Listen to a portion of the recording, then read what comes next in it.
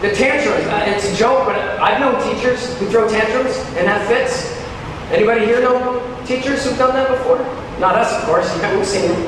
All right? Where they literally will throw a tantrum. Like they're a 7th grader. Like, you're an adult. Get over it. Move on. We as leaders can't be throwing tantrums. We have to have our emotions in check. One thing that's very important about education is it is professional. It is professional, and therefore we need to act like professionals. We need to be approachable. Our students need to be able to know that they can come to us when something's going on at home. Now, as we're looking at this list, you should be saying to yourself, oh, I do that one. Oh, I do that one. Oh, yes, I need to work on that one. But overall, we should be saying as leaders, oh yeah, that's me. That's what I do. Dedication. It's spending whatever energy and time is necessary to get it done. How many here actually work after 3:30? Our normal contract is like 7:30 to 3:30, but you stay until like 4:30. Anybody here? All right, what about your meetings after school? Of course, you know you're not getting paid for that. I don't mean to disrupt any administration. All right? How many here have ever gone to a soccer game or a basketball game for your school? You've gone to an event, a drama production. You spent countless hours at night going over that one unit that you're like, this is going to be awesome. We have a wax museum in the back. That did not take a half an hour in the break room. That took a lot of time to make. Dedication. I think educators are probably the most dedicated group on the planet. We do so many things on the weekends, and part of it comes from the fact that we have a continual mindset that we're teachers. I know for me, I'll be on the weekend playing with my kids, watching TV or whatever, and I'll go, ooh, I could use that in the classroom.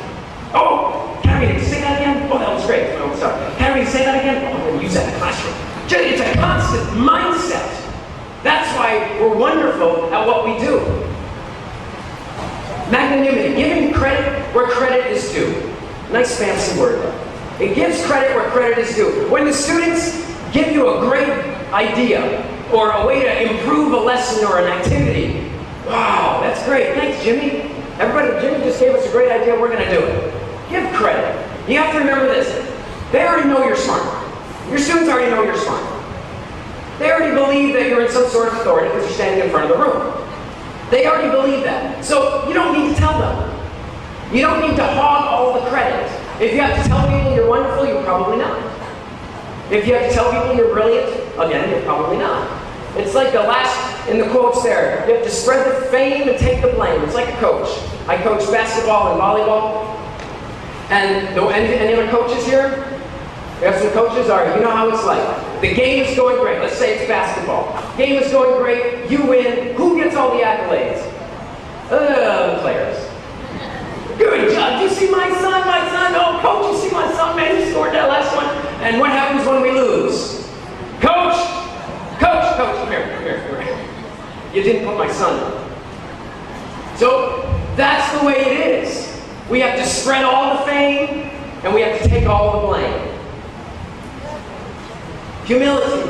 We're in a constant state of elevating others. Elevating not only our students, but our peers. It should be part of our vocabulary, our word hoard, to use a Beowulf term there. We should be elevating our peers. Hey, did you see what so-and-so did in your classroom today? It's fantastic. The more you give praise, it's an amazing phenomenon, more praise comes back to you. Again, not that you do it for that reason, but we should be elevating others. That's humility. Humility is not self-debasement. It's not saying, oh, I'm just a terrible worm. I'm a bad teacher. No, that's not humility. Humility is saying the truth about who you are and what you've done. Are you a good teacher? Yes. Yes, I am. But I've worked very hard at it. I've had to learn from a lot of other people, but yes, I believe I'm a good teacher. And that sounds weird. And in our day and age, we often think that that is conceit and arrogance. No, it's not.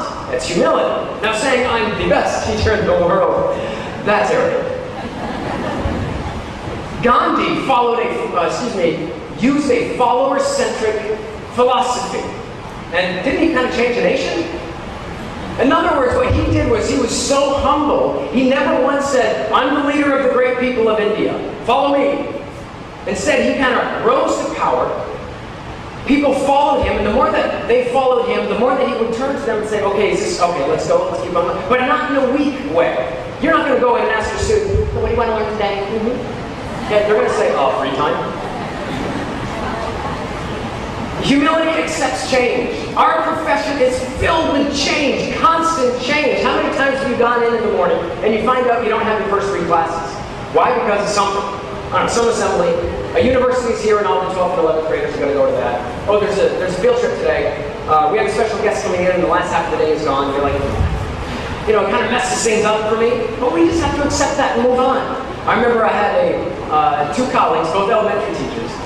And our school district in the States was going through a curriculum mapping, and we were aligning everything to the standards. And so we were scrutinizing the individual lessons and the units that the teachers were doing. And at this one point, one teacher had this one unit that he loved. It was the dinosaur unit. And so he was like, man, this is a great 3-week unit. I've got field trips, I've got all this. And as we were looking, we had to ask, okay, how does it align to the curriculum? And he went, I don't really know. I've just done it for years, and it's great. The kids really like it. Okay, but let's get down to, how does it align to the standards? If you can't figure that out, then no offense, it's got to go. And after some really hard stuff, work and after school and on the weekends there's that dedication again, we realized it doesn't fit. And so he had to let it go. Parallel story, another elementary teacher loves the butterfly unit. Oh, she's been teaching the butterfly unit, been going on the field trip forever. Get down to it. How does it align to the curriculum? Well, the kids love it. Mine's not always come up. The kids really like it. We bond. It's wonderful. I like it. I've got a field trip planned. My own, blah, blah, blah. Okay.